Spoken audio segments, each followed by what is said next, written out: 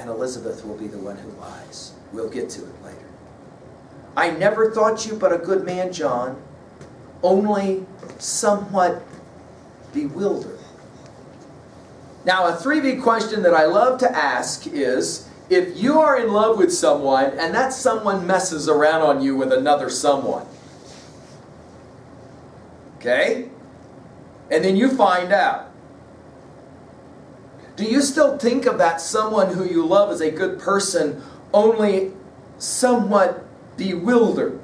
Bewildered here means confused. I mean, do you buy that? Is that, I mean, in other words, what she's saying is, I know that you're a good man and I know that you love me. You messed around with Abigail because you were a little bit confused. By the way, what was Abigail's observation in the first act? She said he's lonely. That's what she said. Proctor laughs and says, oh, Elizabeth, your justice would freeze beer.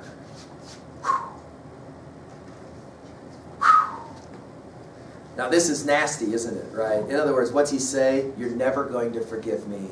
You're never going to let me live with you in any kind of trust. Our relationship is jacked, and he knows it. So let's go ahead. Notice Miller. He puts layer upon top of layer. Wait a minute. What's the name of this play? Crucible. What did we say a crucible was? Some kind of a container where you can melt down metals because you can put such heat on the container. By extension, a terrible challenge, a dilemma, a challenge, a test, a crucible.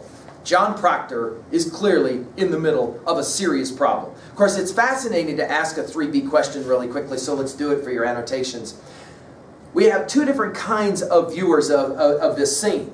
Of course, if you identify with the cheater, Proctor, then you understand what it's like to have cheated, you got jacked, you're now trying to get on with your life, you have said, please forgive me, but you never totally feel forgiven.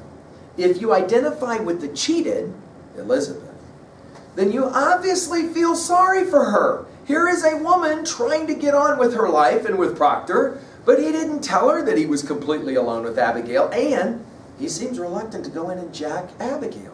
Why? Why are you reluctant? Do you still love her?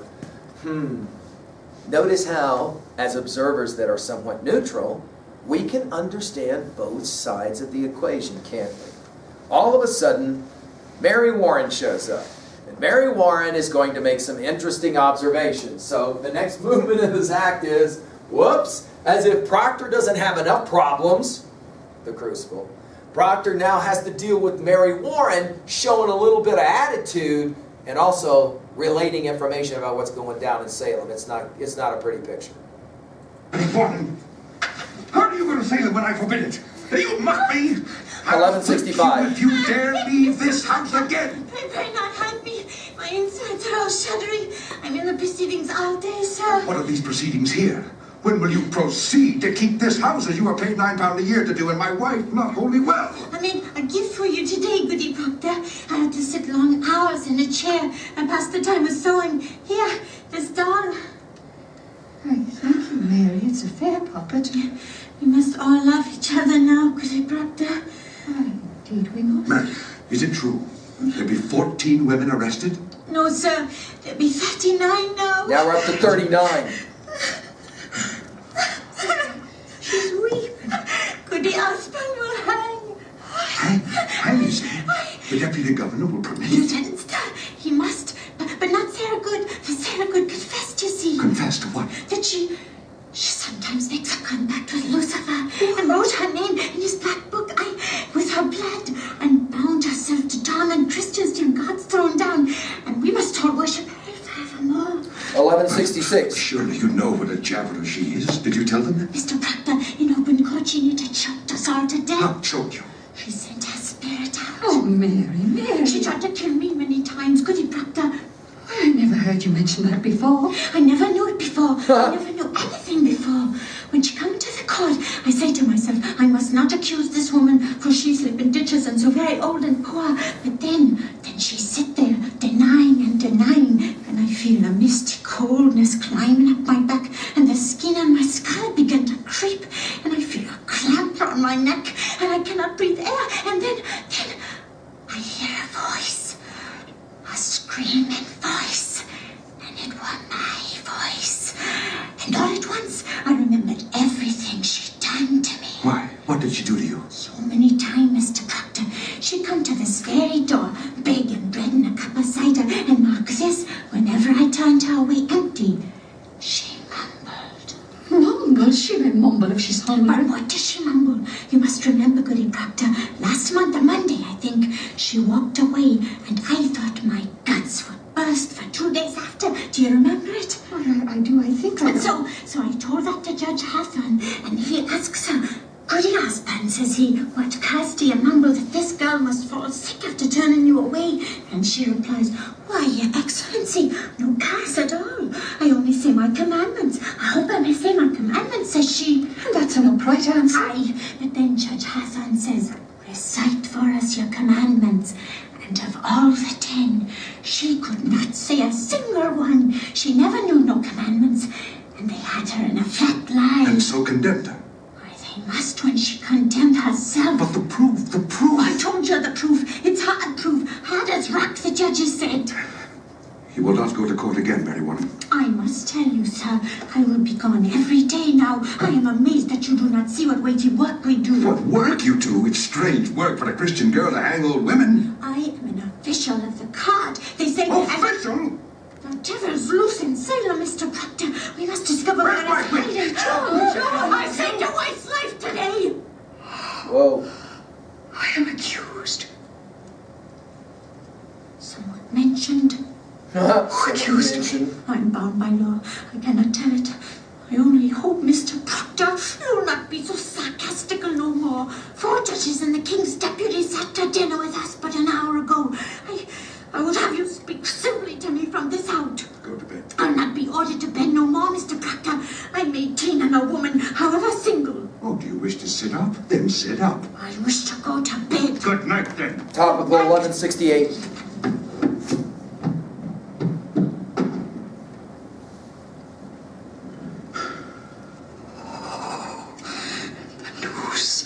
The noose is up. She knows it. Abigail wants me dead. I knew all week it would come to this. They dismissed it. You heard her say. What of tomorrow? She will cry me out until they take me. Sit you down. She wants me dead, John, you know. I say sit down. Now, we must be wise, Elizabeth. Oh, indeed, indeed. Now, fear nothing. I'll find Ezekiel Cheever. I'll tell him Abigail said it were all sport. Oh, John, with so many in the jail, more than Cheever's help is needed now, I think. Would you favor me with this? Go to Abigail. What have I to say to Abigail? John, grant me this. You have a faulty understanding of young girls. There is a promise made in any bed. What promise? Spoke or silent, a promise is surely made. And she may dote on it now. I am sure she does. And thinks to kill me than to take my place. It is her dearest hope, John, I know it. There be 1,000 names. Why does she call mine? She thinks to take my place, John. She cannot think it. John, have you ever shown her somewhat of contempt? She cannot pass you in the church, but you will blush. I may blush for my sin. I think she sees another meaning in that blush. And what see you? What see you, Elizabeth? I think you'll be somewhat ashamed, for I am there and she's so Oh, close. when will you know me, woman? Were I stone, I would have cracked for shame this 7 month. Then go to her and tell her she's a whore. Whatever promise she may sense, break it, John, break it. Good, then I'll go. Oh, how unwilling. I will curse her hotter than the oldest cinder in hell. But pray, begrudge me not my anger. Your anger, I Woman, only ask. am I so base? Do you truly think me base? Top of 1169. How do you charge me with such a promise? That promise a stallion gives a mare I gave that girl. And why do you anger with me when I bid you break? Because it speaks deceit, and I am honest. I'll plead no more. I see now your spirit twists around the single error of my life, and I will never turn it free. You'll tear it free when you come to know that I will be your only wife or no wife at all. She has an arrow in you yet, John Proctor. You know it well. There's a compelling way that this then scene unfolds. Notice, first of all, Mary Warren is the one who shows up, and when Mary shows up, she's kind of acting like she's very important. And what this tells us, let's put this in our notes. This is a really subtle observation. What this tells us is that Mary Warren, along with the rest of the girls of the court, somehow now feel like they have a special status within Salem. They have achieved special notoriety, and therefore they need to be treated as someone very special. John Proctor, he's got no interest in it at all. She, however, makes a revelation. This thing has jumped from 14 to now 39 people have been accused and are soon to be jacked. Notice Sarah Good confessed to what it is that she's being accused of. Of course, let's point out for our notes the irony. The only way to save yourself is to admit. Right? Think about that. The only way, well, hear this, it'll come up again. The only way to save yourself is to admit that you did it. With that in mind, look on page 1166, the American experience in that box there. Let's read this together on 1166. Arthur Miller in the Black List. In the late 1940s, the House Un-American Activities Committee developed a black list of Hollywood screenwriters suspected of being communists. For many years, film producers used this list to deny employment to these writers. All you had to do was end up on the list and then you didn't get a job. Arthur Miller himself was called before the House Un-American Activities Committee and asked to name people he had met at a meeting of alleged communist writers. After refusing, Miller was convicted of contempt. Later he appealed and the contempt charge was overturned. In 1999, Arthur Miller commented on the relationship between the Red Scare and the Salem witch trials. Miller said, "There were startling similarities in both the rituals of defense and the investigative routines. 300 years apart, both prosecutions were alleging membership in a secret disloyal group." And then your connect to literature. Which characters in this play resemble Miller in his refusal to answer questions? Notice how Mary Warren will in fact buy into this, and she will say it. Well, the reason why she needs to be condemned, Goody Proctor, is because she sent her spirit out to me, and she made me do all these terrible things. Now, of course, Goody Proctor is just this poor beggar girl. And Mary Warren says it, "I never knew it before. I never knew anything before." So notice Mary, she sees all the things that are happening as revelation, as awesome, as great. Again, the audience will be watching this going, how can you be this stupid? Of course, without saying it, correct? The audience is obviously ready to jump to the McCarthy era and say, how could anyone think that Joseph McCarthy's actions were patriotic and American? By the way, on page 1166, let's point out this is the first mention of Judge Hawthorne, who is going to factor, obviously, very important for us in the third and fourth act. Okay. By the way, also notice that the way they jacked Goody Osborne was to ask her what she was mumbling, because the accusation was she was sending out her spirit and causing a curse. And when she said, "I was only reciting my commandments," the 10 commandments, when asked to do so, she couldn't recite them. Now, this will be a significant foreshadowing of things to come here in a little bit.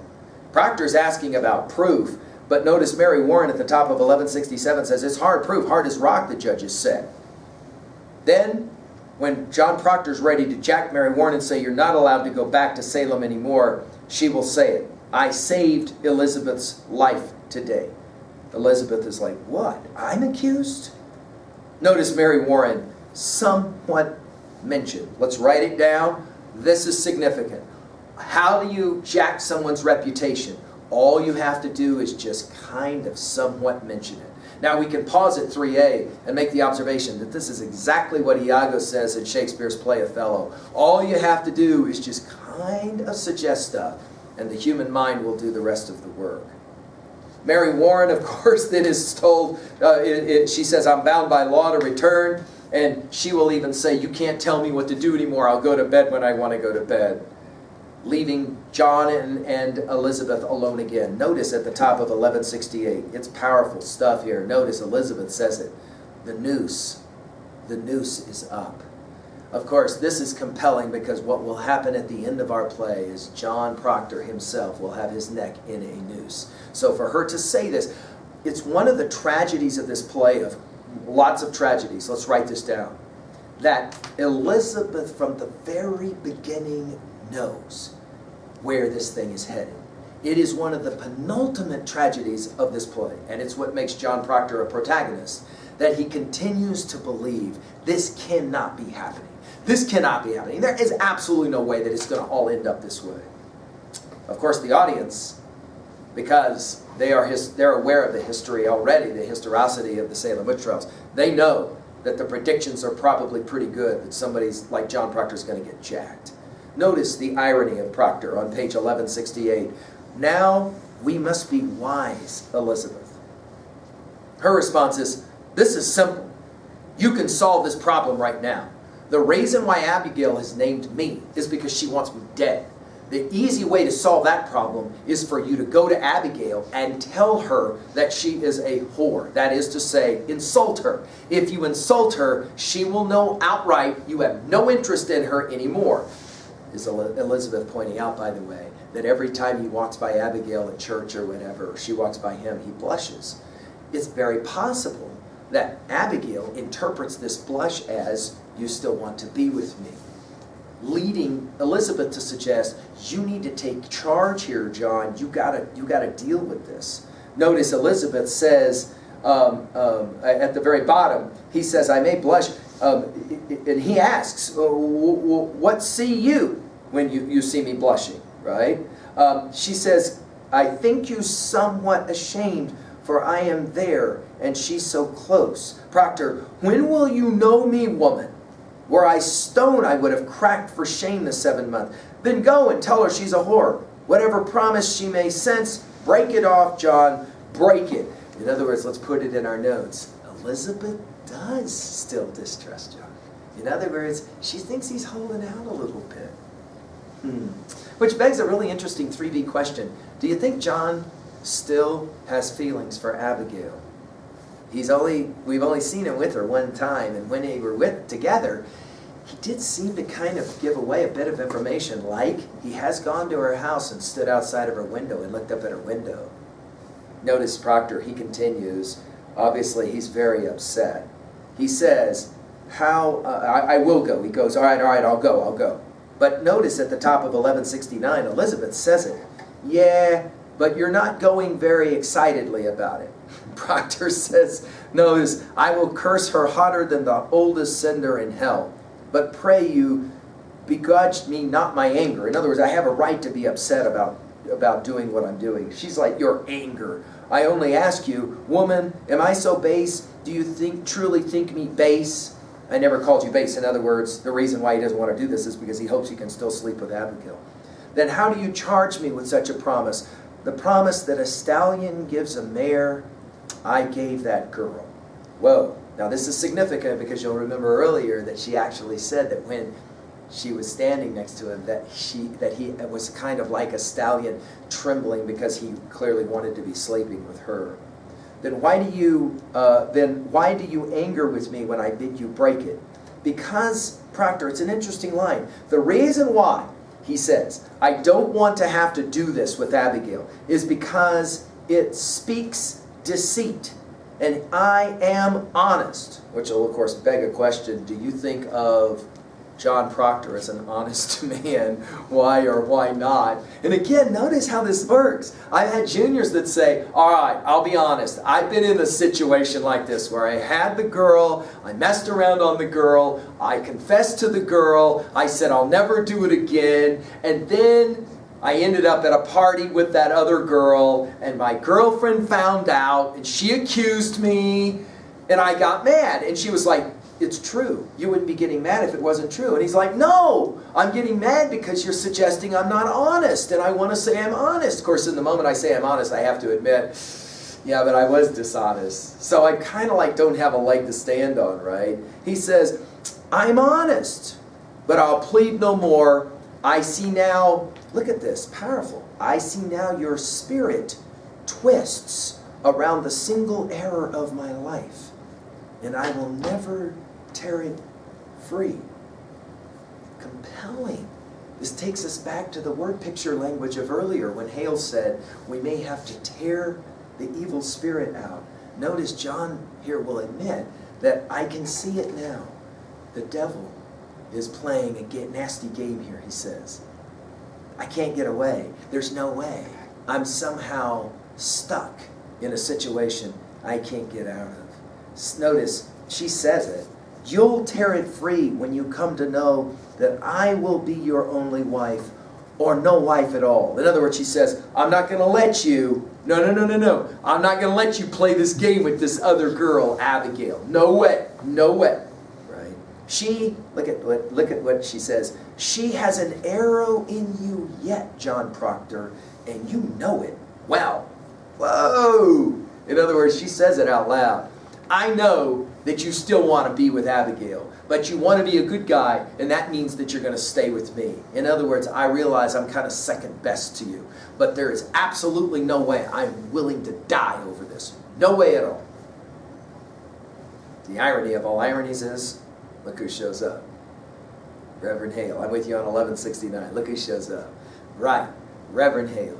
And Hale is here to investigate. Investigate what?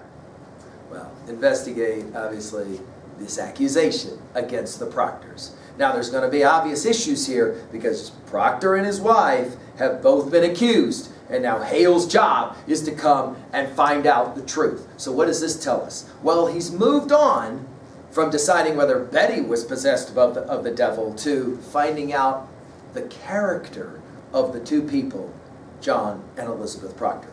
Let's go ahead and follow the scene now, 1169. And just kind of watch what unfolds next. It's going to be interesting.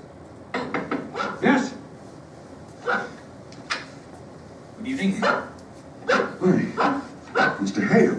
Good evening to you, sir. Come in. I do not startle you, good Proctor. No, it's only that I heard no horse. I hope you're not off to bed yet. Oh, no. We're not used to visitors after dark, but you're welcome here. Will you drink cider, Mr. Hale? No, it rebels my stomach. I have some further